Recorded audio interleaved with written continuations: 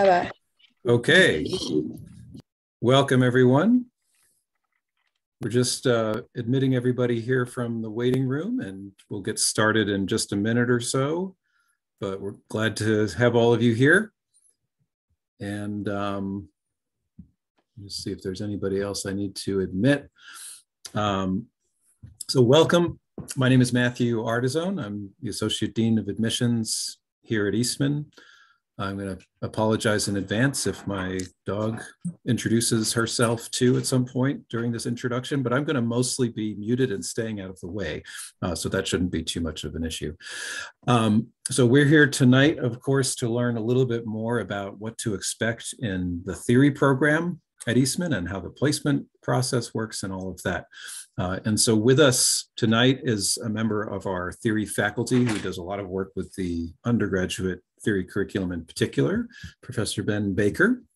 And I'm excited for you for this session because Professor Baker is not only a wonderful teacher who's won all kinds of awards for his teaching, but is kind of the epitome of how we think about theory and musicology and this, the so-called academic areas of music at Eastman, in that it's always rooted in performance and being a musician. And Professor Baker is a pianist himself and an active performer with a long history in doing vocal coaching and accompanying singers and all styles of music, including musical theater even, gasp, and playing jazz in New York City and all kinds of cool things. So he is not a theorist who just sits in the library and opens up dusty old treatises and yes, pushing the glasses up on his nose.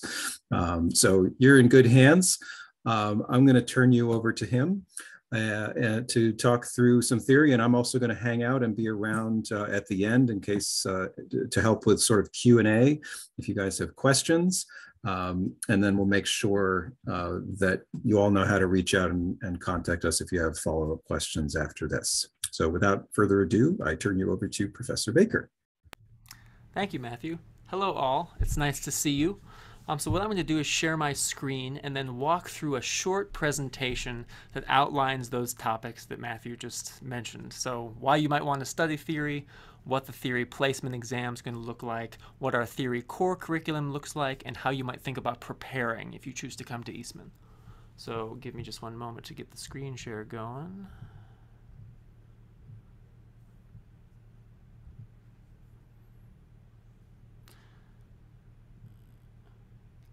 Jack, can you give me a thumbs up if you can see?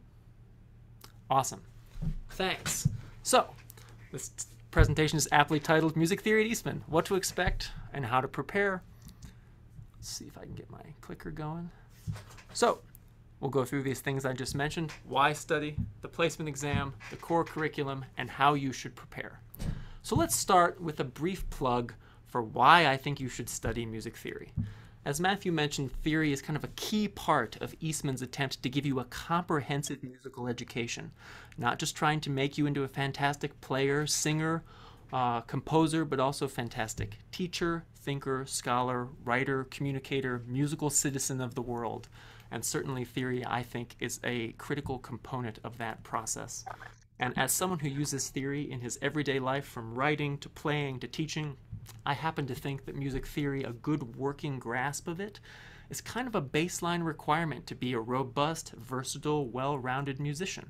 It gives you vocabulary to communicate about musical ideas and experiences.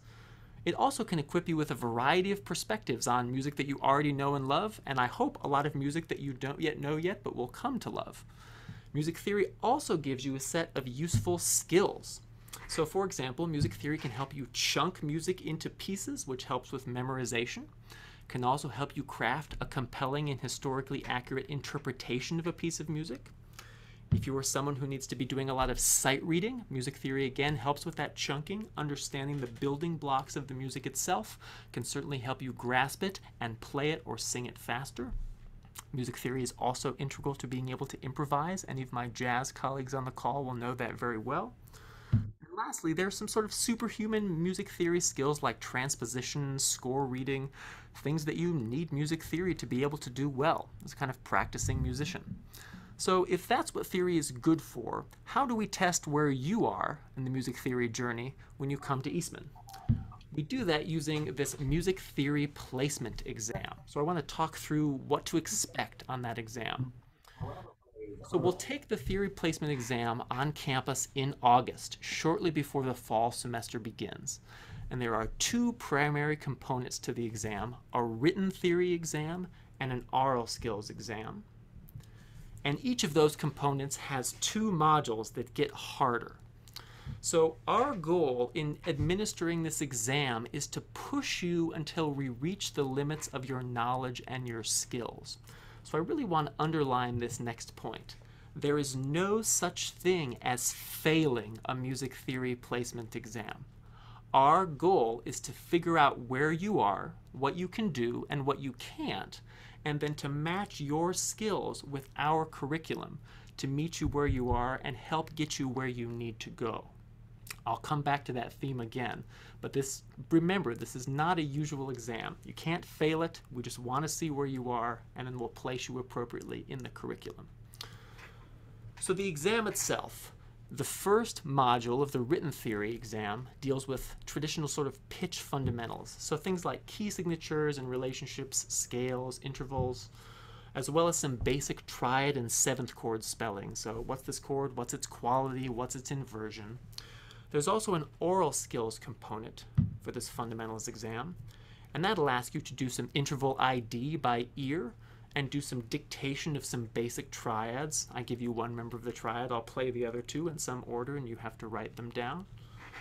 It'll also ask you to dictate a diatonic melody by itself, and also a two-part dictation that gives you a bass line and a melody line at the same time and asks you to write out both. The word diatonic here simply means both the melodies are in a single key with no chromaticism or anything like that. So those are the parts of the written theory and oral skills exam, the first modules. The second modules get a little bit more intense. So the second written theory module deals with analysis and part writing. So we'll give you a score and ask you to analyze some cadences and to analyze some harmonies using Roman numerals and figured bass to show inversion. And then we'll also give you two little skeletal pieces of musical information and ask you to write a 4-part harmonization. So we'll give you just a bass line with some figured bass beneath and say, spell me the chords, give me a nice contrapuntally sound melody on top, and analyze the chords you've used. And then do the same thing except given just a melody only. Can you make this sound like, I don't know, Vienna in 1790? That's kind of the vibe for this second part of the written theory exam. The oral skills exam, its second module, is a little bit dicier in terms of the content of the dictation and sight singing you have to do. So we'll give you more complicated rhythmic as well as harmonic dictations. I might play a chord progression that maybe modulates from one key to another. And I'll ask you to give me the outer voices, the melody and the bass, and also to analyze the chords, again with Roman numerals and figured bass. And then we'll also meet with you during that first week before classes for an individual sight singing meeting, where someone will give you melodies of increasing difficulty and again push you to see how much can you sight read singing at sight. So we might start with something simple in treble clef, and you might end up in alto clef in G sharp minor. And the goal is just to try to push as far as we can, again, to see where you are so we can meet you there. So if we do this theory placement exam to help slot you into the theory core curriculum, it would probably be useful to know a little bit about what that curriculum looks like. So that's what I want to chat about next. What does theory look like at Eastman? So in general, there are 3-ish possible theory core curriculum experiences. And I say ish in parentheses because there's a little bit of variation that I'll try to address as we go along, but that you can also ask about after I've finished talking if you have questions. The first experience that I'm not going to talk very much about is the honors curriculum. This is for folks who have significant music theory experience already, who come in, ace all 4 portions of the music theory placement exam, and then succeed in a one-on-one interview with 2 faculty members. If you are that person and theory is your calling, we might invite you to be involved in this honors curriculum, which is 4 semesters of integrated theory and oral skills that moves at a considerably faster pace. That's a really small cohort of like 10 to 15 first-year students, so that is not the normal theory experience for an incoming student, but some do that. I won't talk any more about honors tonight. Instead, I'm going to focus on what happens to the vast majority of folks who come into Eastman. And they get slotted into 2 versions of what I'll call the regular track. The first kind of regular track is a slotting into that track, but with some fundamentals remediation required in the first semester. And the second is that regular track, but without any need for fundamentals remediation. Okay? Now, if you're in this regular track, no matter whether you need fundamentals or not, you're going to take 5 required semesters of theory coursework. Typically, this means that you'll take written theory and oral skills or ear training classes at the same time, and those 2 courses are usually coordinated with one another. So if you're learning about a certain chord in written theory, you'll be learning how to sing it, play it, dictate it in oral skills, and so on. And if you're coming in as a jazz and contemporary media major, you'll take your own pathway through the theory curriculum that intersects with this regular track, but also has some jazz-specific courses, hence the 3-ish possible core experiences. There are lots of different ways to go through this curriculum. So let's look at what these regular tracks look like. I'm going to show you a kind of busy grid, and I'm going to talk through it here. So if you're looking at this grid, reading left to right, you'll see 3 years, year 1, year 2, year 3, and then beyond. So that would be the second half of your junior year into your senior year if you're on a 4-year plan. Reading across the rows here, you can see those 3 tracks I just mentioned. A regular track with no fundamentals required, a regular track with some fundamentals, and the jazz majors. So if you're someone who takes the theory placement exam and we say you don't need any fundamentals remediation, you're ready to sort of start with theory 101 as it were, that means that the fall of your first semester you don't take any theory at all.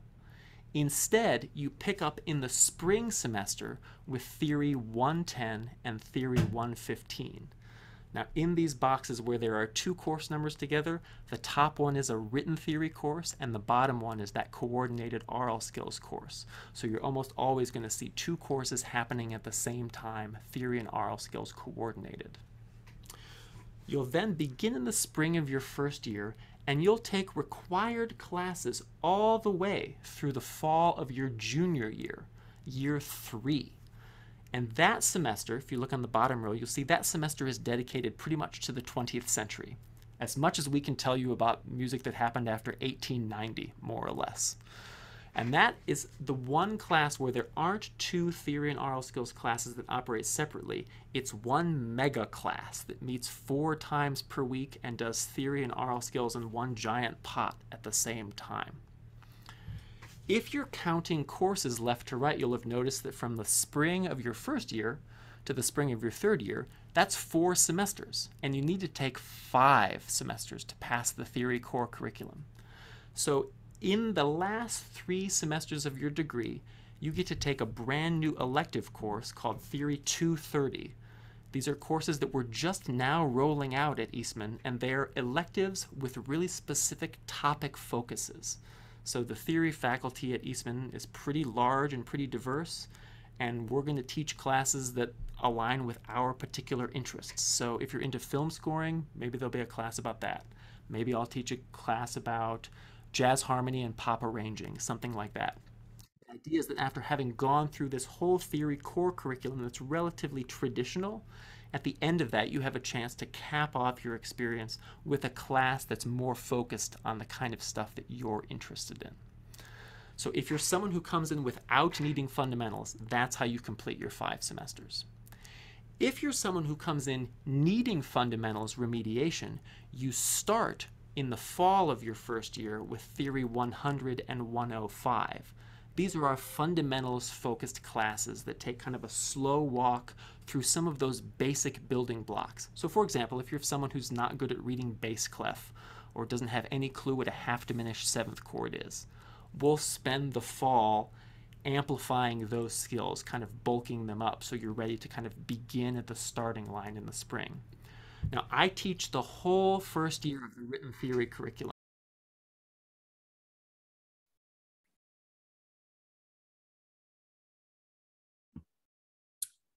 Sorry, Ben, that was me. Can you unmute yourself? No, I have to do it. Okay.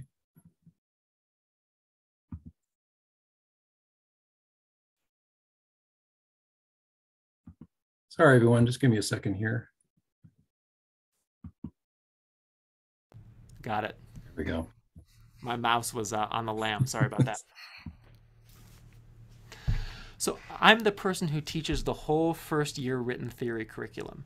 And even though fundamentals in the fall sounds like kind of starting from square one, I actually think that's the most fun class to teach because we have a lot of time to cover some territory that is involved in lots of different music. So not just classical music, jazz, popular music, hip-hop, R&B, music theater, you name it. So we really get to take a pretty broad look at the musical world in the fall, which I absolutely love. So I think that's a great way to start the theory curriculum if you find yourself in that fundamentals class. Now, the flip side of that is if you take fundamentals, you begin in the fall of your first year, and by the time you're taking Theory 220 in the fall of your third year, you've amassed those 5 required semesters.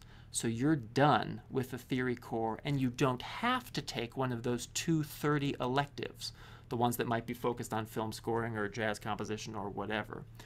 You can take those classes if you wish, but you're not required to do so to complete the theory core. So those are the regular tracks for most people who come in with a standard sort of classical performance degree, music ed degree, composition degree, that sort of thing. If you're coming in with a JCM major, if you're a jazz person, then as I mentioned before, you take a path through the curriculum that has some jazz-focused classes, but intersects with the quote-unquote regular track. So regardless of how you do on the placement exam, you'll start with a jazz fundamentals class in the fall of your first year. That kind of brings you up to speed with all things basic jazz theory. Then you join your classical colleagues for 2 semesters, the end of your first year, the beginning of your second, for a walk through sort of traditional classical tonal harmony, counterpoint, and form. Then you veer off again into a jazz-specific curriculum that takes a look at music from, say, 1870 to the present, thinking about many of the same theory ideas we do in the classical core, but with a more jazz-oriented perspective. So for example, you might study 12-tone music, but you might use a 12-tone method to write a jazz fugue, or learn to improvise with a pitch class set. If you know what that is, kudos to you. That kind of thing. So there are really multiple pathways through this curriculum. When I mention that there are 3-ish pathways, another thing I mean is that if you come into the curriculum and we sense, for example, that you are a rock star at written theory, but you've never really done sight singing before, it's possible that we will split your placement and say you're ready to take 110, the written theory class, in the spring of your first year, but you really need oral skills fundamentals to get up to speed. That means for just a second, you might be taking only one of the 2 courses in that box, in a given box. But you're going to be taking one of those 2 courses to just get up to speed so you can be taking the required 2 at the same time for the remainder of the curriculum. In very rare instances will we do split placements where there's more than 1 semester where you're in only 1 class. That's definitely an exception, not the norm. But it does happen. And there are some people who can write their way into a crazy key but have never sung before. And vice versa. So we find a way, again, to fit a placement to you that meets your needs with our curriculum. That's the goal. So we've talked about the exam, we've talked about the curriculum, I've given you a ton of detail. How on earth do you get ready to do such a thing? So remember that I said that there's no such thing as failing this exam. So everything that I'm about to say, I'm not trying to tell you how to pass the exam. What I'm trying to tell you is how to install some theory ideas deeper into the core of your musical being, because that's what will serve you well. Not trying to get through, 24 hours of exam suffering, but to lead a good, musically enriched, theoretically informed kind of life, okay? So the first thing you should be able to do is you need to know your written fundamentals cold. You need to know your way around major and minor scales like they are your living room. If you've never sung before, you also need to get comfortable with your singing voice. So know what part you sing, have a sense of your range, make sure you can match pitch, sing melodies, that sort of thing. Oftentimes we see students who are fabulous musicians, as you all are, who have great conception and pretty good ears, but they have a hard time matching what comes in here and here with what comes out of their mouth because they're not comfortable using this. So if that's you, spend some time getting to know your own voice, okay? Speaking of voice, we typically use two different sight singing systems at Eastman. We use scale degrees for function. So if I'm in C major, 1, 2, 3, 4, 5, 4, 3, 2, 1. But if I'm in F major, F becomes a 1, 2, 3, 4, 5, 4, 3, 2, 1. We use scale degrees for that kind of functional system. And we also use fixed do solfege, which means that C is do all the time, regardless of whether it's scale degree 1 in C or scale degree 5 in F, it's still do. We use those two systems at the same time to model different elements of the musical experience.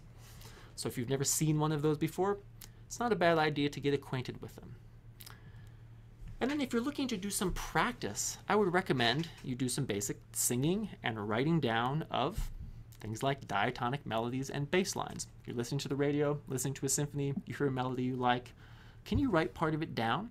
Can you hear the bass line in the track that you're listening to and figure out how you might plot it on scale degrees, for example?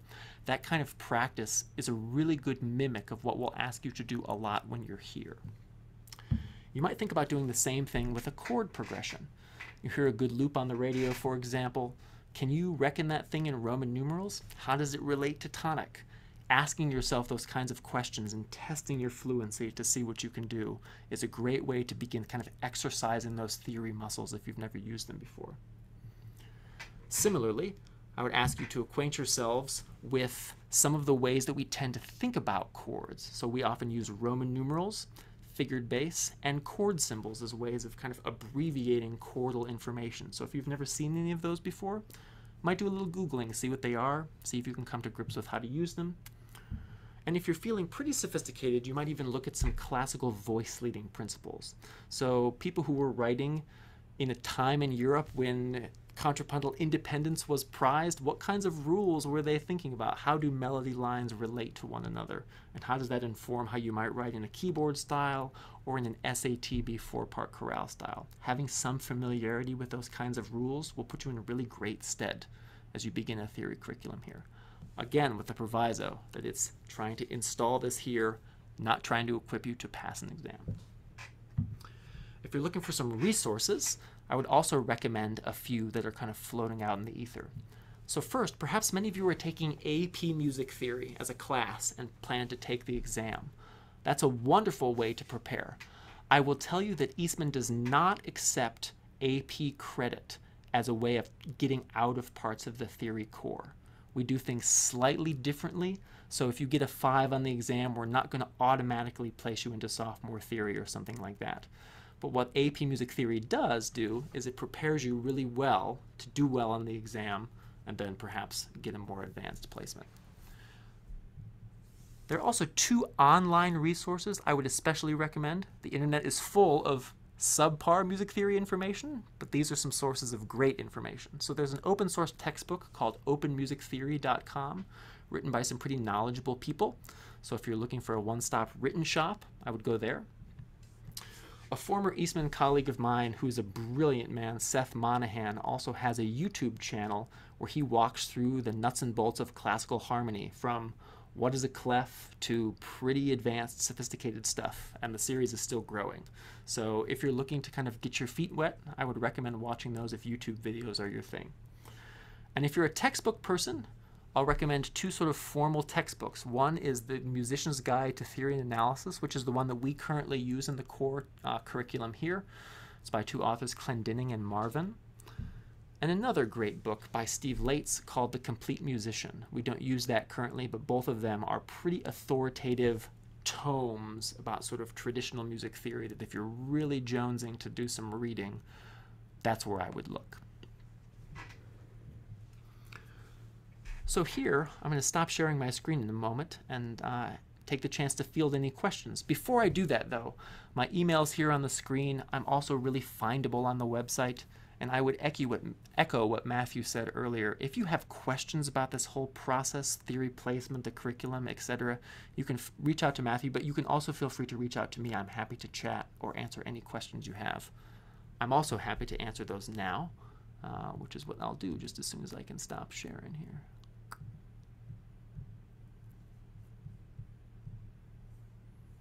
Thanks for your forbearance and for listening. I would welcome questions either verbally or in the chat.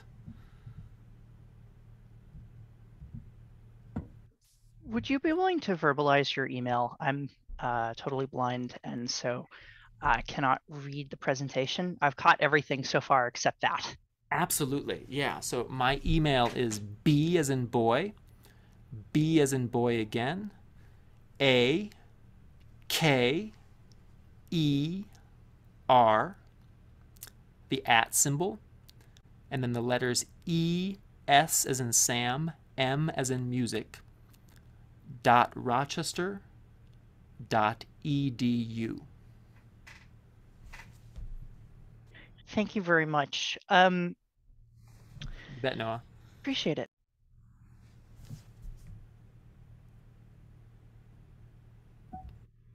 First of all, everybody's still here, so that's a good sign. I don't know. I've taught enough Zoom classes, Matthew. You never know. There's a question in the chat from Christophoris. Which harmony book do you suggest in order to improve myself when I'm solving a music theme in harmony? That's a really fascinating question. So I assume you mean taking a melody and trying to harmonize it. That's a relatively sophisticated skill that we spend, for example, the whole first year of the curriculum trying to develop. But either of those two textbooks that I mentioned are going to lead you in that direction, both the Clendening Marvin and the Lates. The classic in this genre, if you're really a theory head, is also a book by Aldwell and Schachter, which is all about this kind of stuff. So I would start with the first two textbooks I mentioned, and if you do not feel satiated, go for Aldwell Schachter. That's what I would say. The next question, is there a preference as to how we sight sing? That's an excellent question. So it's a complicated answer. In your sight singing interview, you should do whatever feels comfortable for you. So if you're a scale degree person, if you're a movable do person, if you're a la person, go nuts.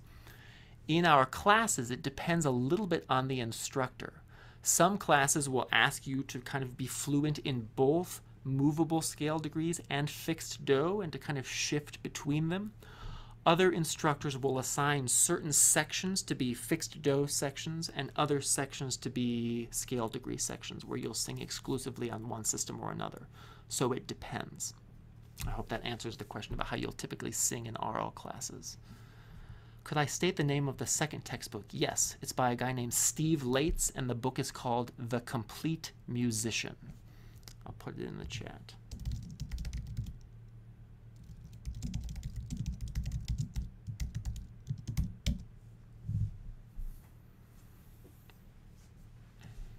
Generally, when you're doing the exam, I assume you're having students write out, for example, for the music writing dictation portion of the exam, I assume students are writing on score paper. There's no use of Sibelius or something like that.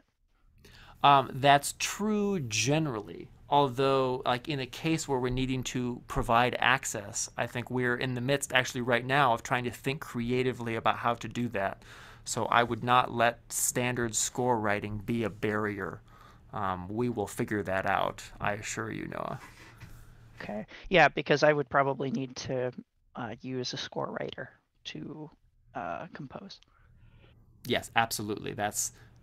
We will definitely figure that out. It's again, we have students with similar needs in the curriculum right now, and it's an ongoing learning experience. But certainly, we will find a way to make it work.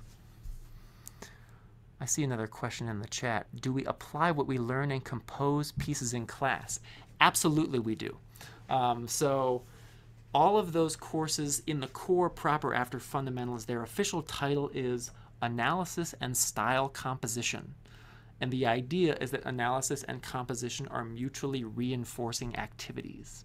So you learn the kinds of stylistically appropriate expectations for music, say, of like 1790s Vienna, to cite an example. What might you expect to see happen formally, harmonically, contrapuntally, etc.?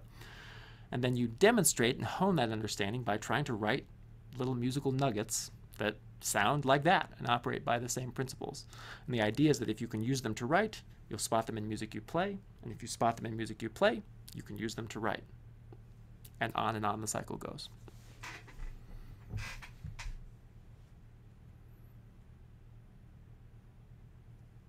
You bet. What else? If someone is on the classical track, but but they're interested in studying after they've kind of gone through, if they're interested in studying some elements of jazz theory, is that something that is possible within the Eastman curriculum set?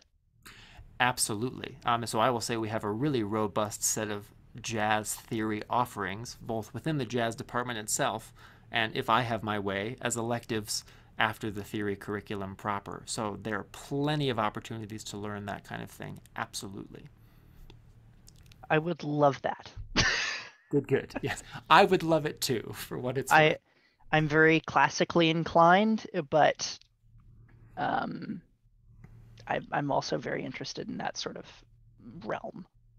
Yes, I imagine you're not alone. Not necessarily where jazz is concerned, but I think I and many of my colleagues are actively thinking about how we balance this classical focus of many Eastman students with the fact that it's a big musical world out there that you're going to enter, and how do we best equip you with sort of a set of theoretically informed skills and habits of mind to be able to deal with the musical situations you find yourself in and to give you some inroads into music you care about. It's a fun problem, but one that we are spending all of our waking hours trying to solve. Can we suggest a website for us to practice some music theory questions, if there is any? That's an excellent question. I am primarily familiar with services that require a small subscription fee, like Music Theory Skill Builder, for example. Most of these kinds of websites are affiliated with textbooks. They're kind of add-on services, or they're created by theory professors.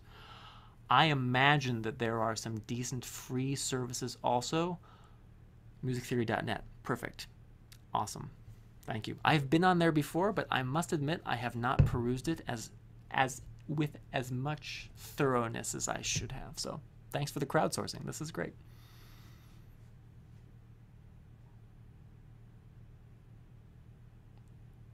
What else? Are there, for example, maybe this question was just asked, is there a practice exam or like something of like a let's go through this and see what happens type exam that a student That's a could good go question. And the answer is no, there's not. Not at this point.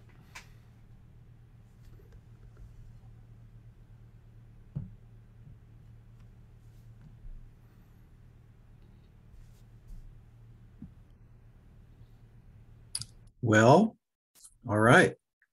I think we might be good. Yeah. Any last questions from anyone? This has been great. I think you covered a lot of material. So Thank you all for coming. yeah, hopefully that was helpful for everyone. Again, my name's Matthew. You should all remember me from your nice little admit letters, and putting my email in the chat there.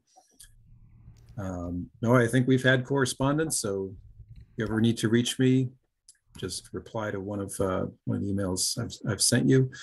And we will, I think, be having a couple other things this week. So on Thursday, there's I'm forgetting the name of it, but it's all about academic opportunities at Eastman. And remember that when we talk about academics at Eastman, we're talking about everything: performance, opportunities, theory, music history, as well as our humanities curriculum and academic minor opportunities through the college, dual degrees, all of it. So if you have questions about any of that, Thursday night will be a great opportunity. It will be me with our academic advisor from the Academic Affairs Office, Louise Lee. She's fantastic and works with all of our students on planning their courses and figuring out how minors work and all of that great stuff. So that's Thursday. You should have emails from us about that. And I believe there's a student meet and greet with some current students maybe on Friday. I'm not sure that the announcement about that has come out yet, but it will be coming soon. So more opportunities coming up to connect virtually. And we love seeing you at the events, so keep showing up. Thank you to Professor Baker, and thanks all of you for coming out this evening. It's great to see you.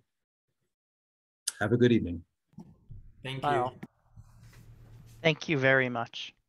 You're welcome.